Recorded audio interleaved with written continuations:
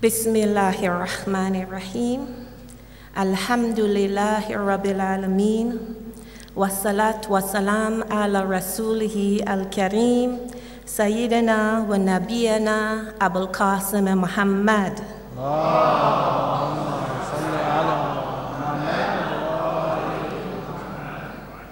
Wa ala ahlihi at-tahirin.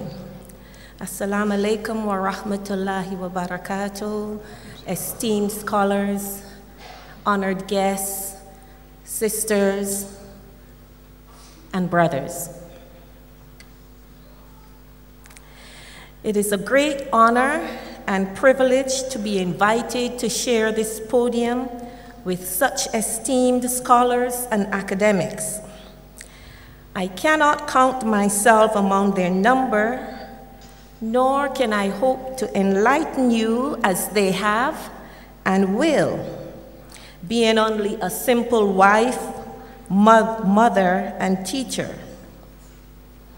My greatest achievement was the day as an undergraduate student, social coordinator for the InterVarsity Christian Fellowship in Toronto, Canada, that I prayed to God for a closer relationship with Him.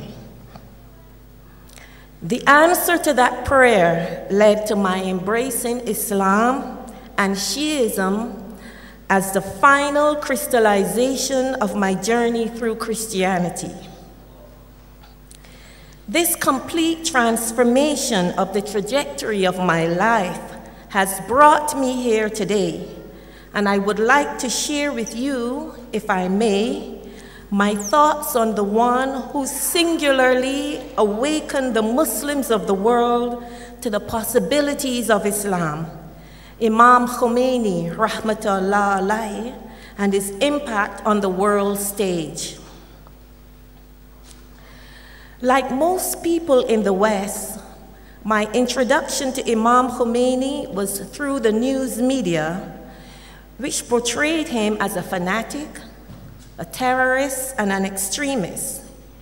Yet there was something very intriguing and enigmatic about this man who, at the age of 79, had captivated the hearts and minds of his entire nation, young and old, embodying their hopes and aspirations to such an extent that when he returned to Iran on February the 1st, 1979, about 5 million people poured into the streets to welcome him as their leader, inspiration, and spiritual guide.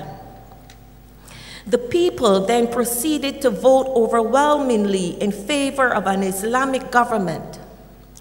Women who before wore miniskirts put on the chador with pride. They willingly held it between their teeth, if necessary, to free their hands. The people shouted with pride and conviction, "As long as blood flows in our veins, Khomeini will remain our leader. Tahunda rage mas, Khomeini rahbare mas." What manner of man is this, we were forced to ask in Toronto. And as we listened and as we investigated, we learned of the nation of Iran, the madhab of Shiism.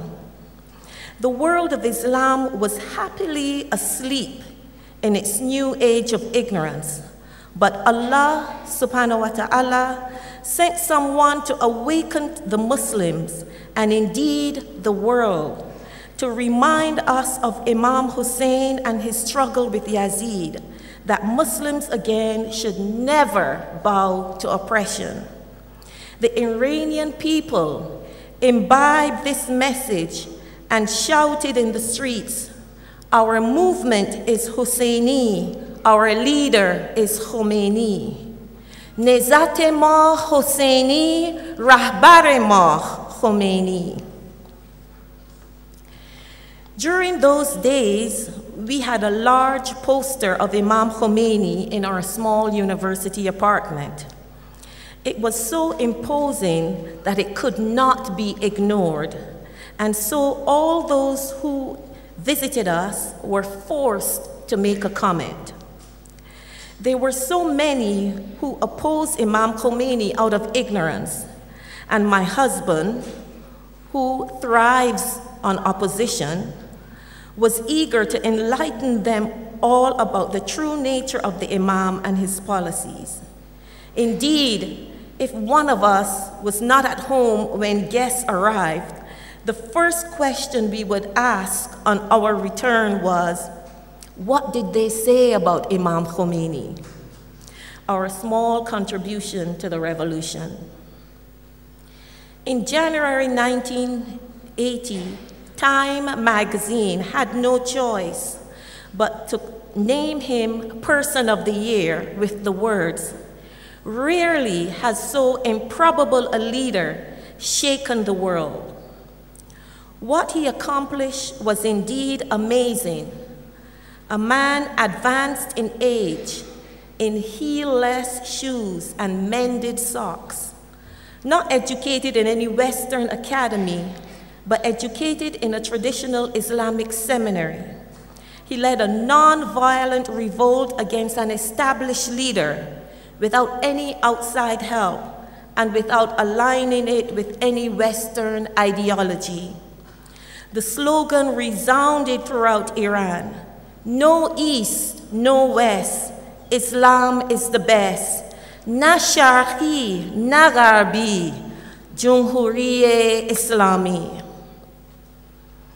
Imam Khomeini articulated the universal longing and aspiration of all oppressed people of the world to be free from oppression and dependency on the superpowers.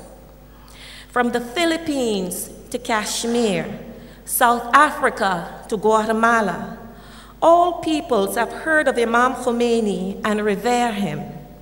From Kashmir, they spoke of the strength he has given them to fight against oppression.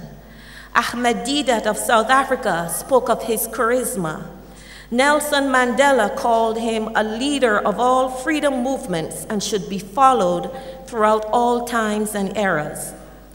Imam Khomeini put Iran on the world map as a country not to be taken lightly, but as a nation to be respected, one capable of taking on the world. A country with an indomitable spirit, not to be subjugated by anyone, but to stand for Islamic values and justice. He was able to mobilize his countrymen to improve this nation in every field: education, health, science, and today Iranians excel in every field in every country. Imam Khomeini will always be remembered as seeking to promote Islamic unity among Sunnis and Shias. He embraced the cause of the Palestinians as if it was his own. He championed the cause of the oppressed people of the earth. Today, many peoples have risen up against oppressive leaders.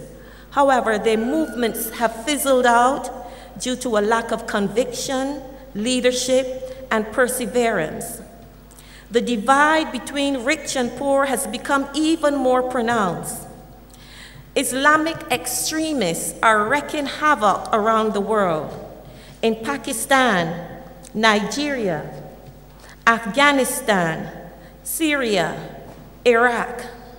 More than ever before, we need our scholars to take up the mantle of Imam Khomeini and inspire us to fight against oppression, injustice, and Salafism.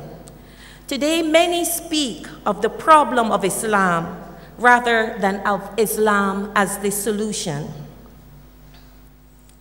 We need our scholars to take up the mantle of Imam Khomeini and inspire us to fight against oppression wherever it rears its ugly head, and to say, like the people of Iran, Tahun da rage mas, Khomeini rahbare mas.